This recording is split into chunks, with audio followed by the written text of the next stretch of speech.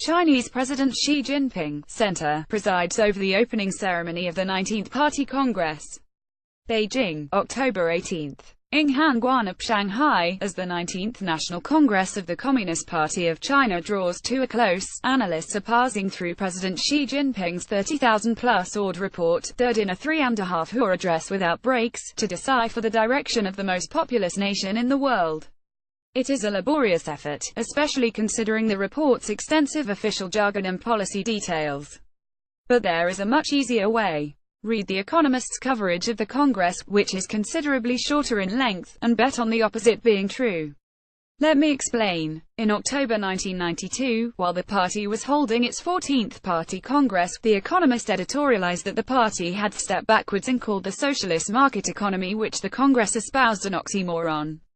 5 years later, in 1997, during the 15th Party Congress, it characterized the gathering as where hollow promises were made and broken, from privatization to unemployment goals.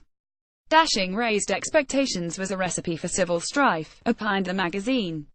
At the 16th Party Congress in November 2002, the magazine pronounced that the familiar policy of trying to muddle through was no longer an option for a party that faced looming troubles. Words such as crisis and unrest were ominously used. Another 5 years would pass. The same magazine dutifully expressed dissatisfaction at the lack of reform during the 17th Party Congress. Politically, little has changed. The Economist's howl reached a crescendo in the fall of 2012 during the 18th Party Congress. China was unstable at the grassroots, dejected at the middle strata and out of control at the top, quoting an anonymous source. That could only be outdone by this year's cover, which warned the world not to expect Mr. Xi to change China, or the world, for the better. When the magazine said China had stepped backwards in 1992, it was precisely the year of Deng Xiaoping's now famous Southern tour that launched a new wave of reforms, the likes of which the world had never seen in history.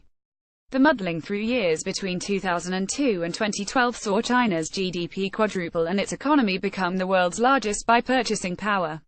The Economist is not alone, of course.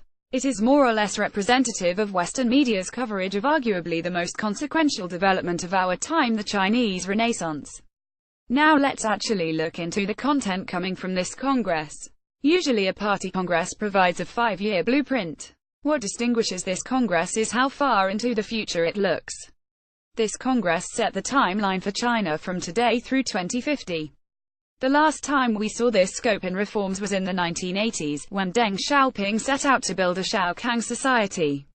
Taken from Confucius, Shaokang means a country of general prosperity and orderly social norms. Deng set an interim goal of reaching $800, $1,000 annual per capita income by the year 2000. In 1980, Chinese per capita income was $220.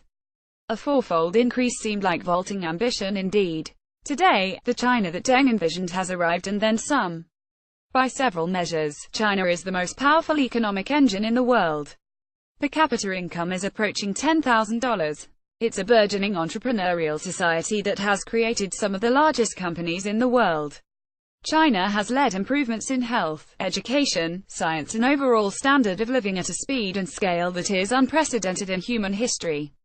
It is at this historic junction that the current Party Congress was held.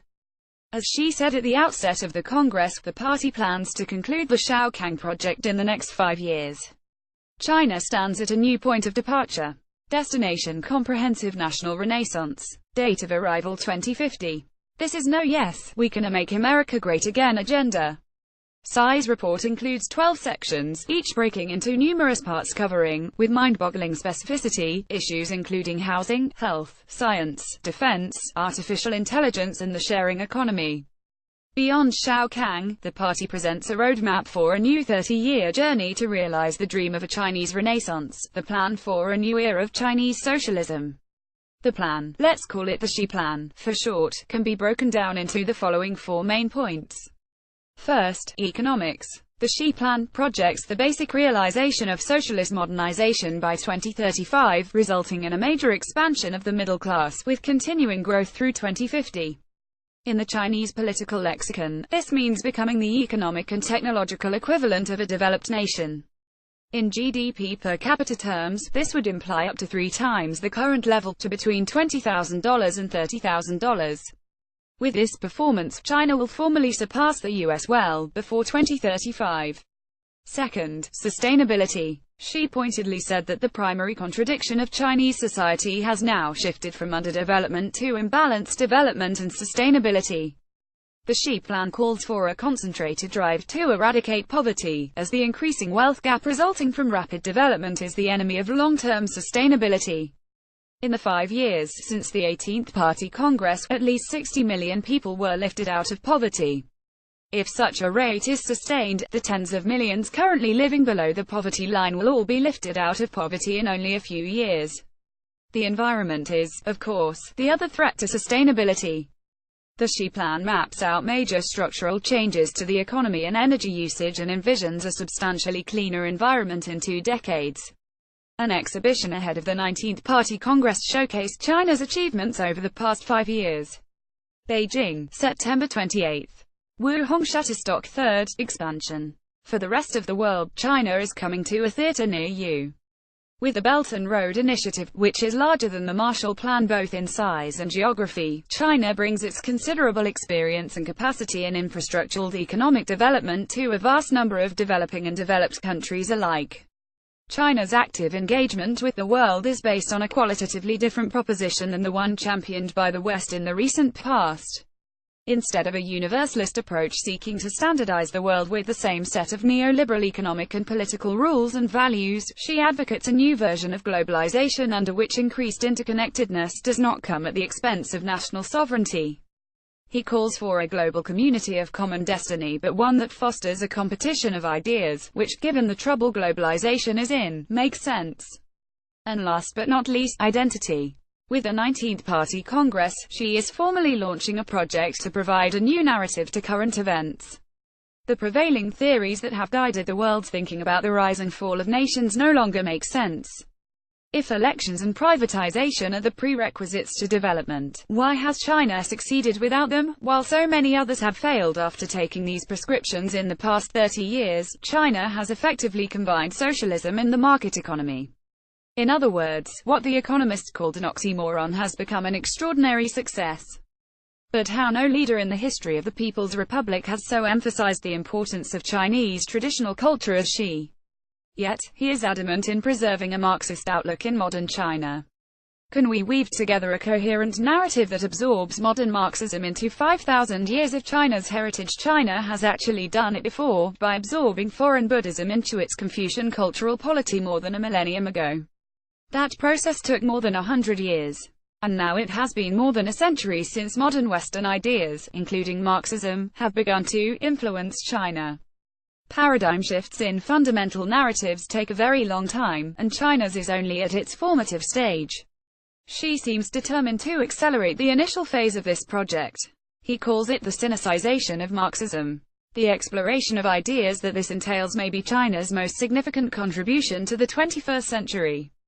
Not since the European Enlightenment has the world been so hungry for new approaches. All in all, the party's ability to adapt to changing times by reinventing itself is extraordinary. 5 years ago, corruption was seen as the biggest threat to its hold on power. The 18th Party Congress then engineered a strict anti-corruption campaign, with a breadth and depth few anticipated. China does not have multi-party elections. The Chinese Communist Party is China's political system. The health of the former is the barometer for the future of the country. All indications at this point are that it remains vital. We have now come to the space where writers of op-eds like this one tend to hedge bets. I could write a long list of what could go wrong, like a list of risk factors in an IPO prospectus that no one reads, but I will skip it. Given the track record of the party and that of The Economist, my bet is that Xi will indeed change China, and the world, for the better. This was produced by The World Post, a partnership of the Berggruen Institute and The Washington Post.